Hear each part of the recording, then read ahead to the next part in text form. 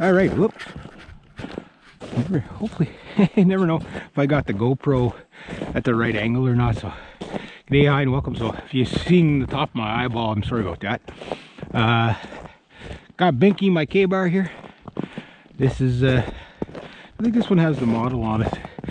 They should stamp the models in there. They're not like they got a lot of places to do it, but it would be nice if they did.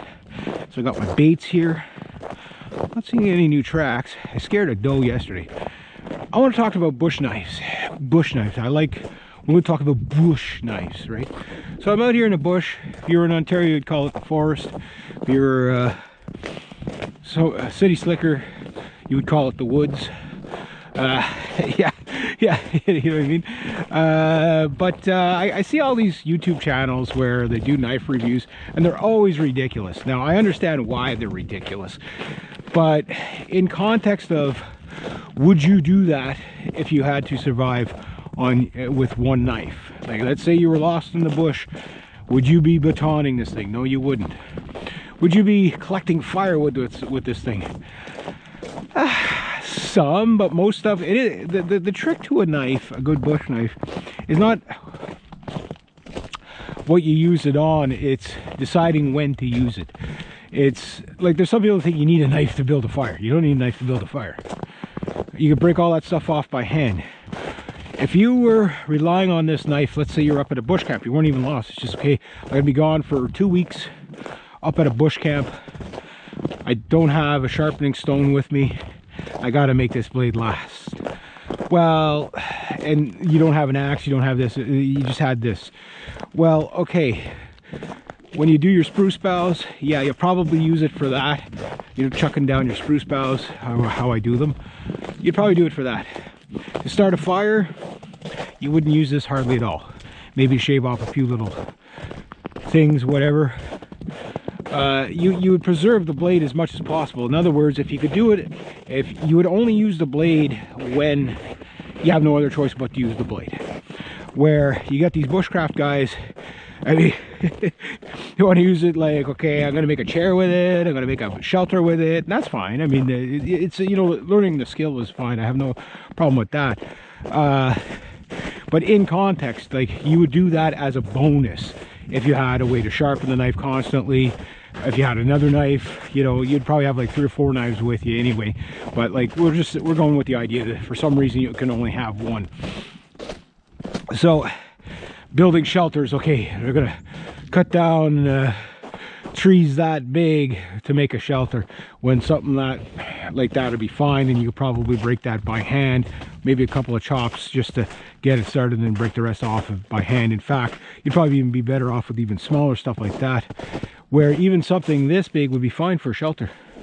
I mean, you're not building the Taj Mahal, you're just building a shelter, right? You don't need these big 6x6, you know, like, you know what I mean? Like, why would you work with something that heavy anyway? You know what I mean? Like, you just don't need it. And 90% of what you need is already on the ground. You know what I mean? Like, you don't have to risk your blade. So if you're trying to find every reason not to use your blade, okay, well, why have a blade, right? Well, you may need it, but the idea is, when you're using it in the bush, is you use it when you need it, not just for the novelty of using it. If not, your blade isn't going to be sharp by the end of the weekend, you know what I mean? That kind of thing. So I think a lot of it too is it comes down to this: people pay XYZ for a knife, and they get this idea, they paid so much for it, they have to get their use out of it. And that's fine, I understand that, because I'm the same way. But I'm also, I mean, if you're hanging on to this thing for 2 weeks, that's one thing. But if you have it for almost a decade, that's not going to matter. You know what I mean? You will find use for it when the opportunity comes up. This thing has gutted many deer. Way too big for a deer skinning knife. Don't recommend it. Yeah, but I just did it to see if I could do it. It's cut 1 million spruce boughs. It's taken the head off of a dead bear, not a live one, but a dead bear. It's butchered fish. It's butchered all kinds of bait. It's done all kinds of. This knife has been through a lot. It's been thrown about 1,500 times, give or take.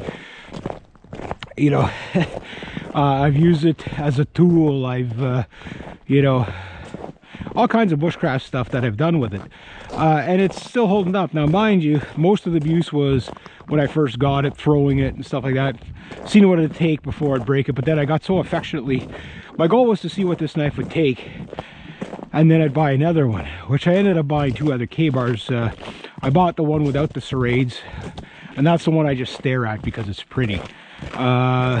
If I were to buy another one, I would ditch the serrades. I never really found serrades that useful, and they're almost impossible to sharpen in the bush. But I am a big fan of these K-bars because of what the blade is. It's not a stainless, it's a 10, you know, a 1095 steel, right? So I like that.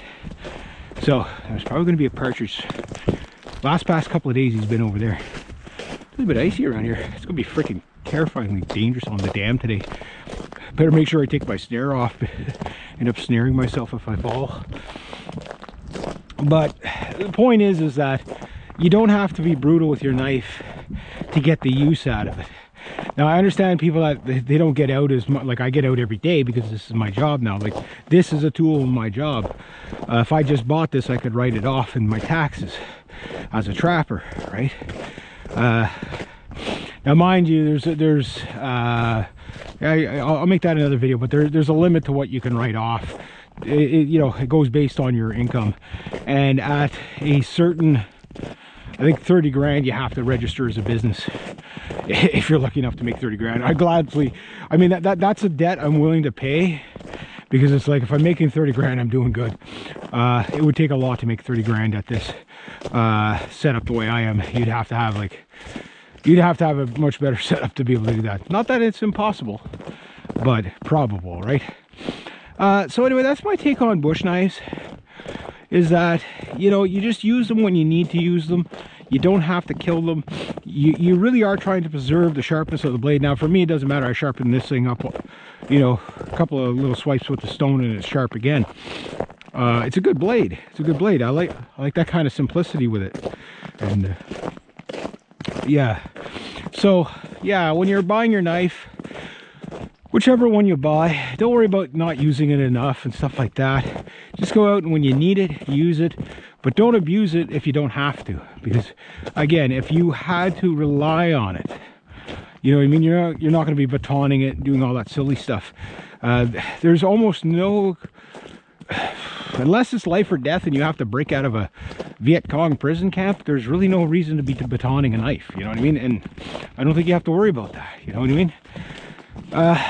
It's a knife abuse for the sake of knife abuse. And then you know, people beat the crap out of them and say, whoa, this knife's no good, it wasn't designed for that. You know? Yeah, the knife's fine, it's just the user. Anyway, I'm here now. I'm gonna go check, see if I got some fur. My hunch is I got that other otter. I hope I did.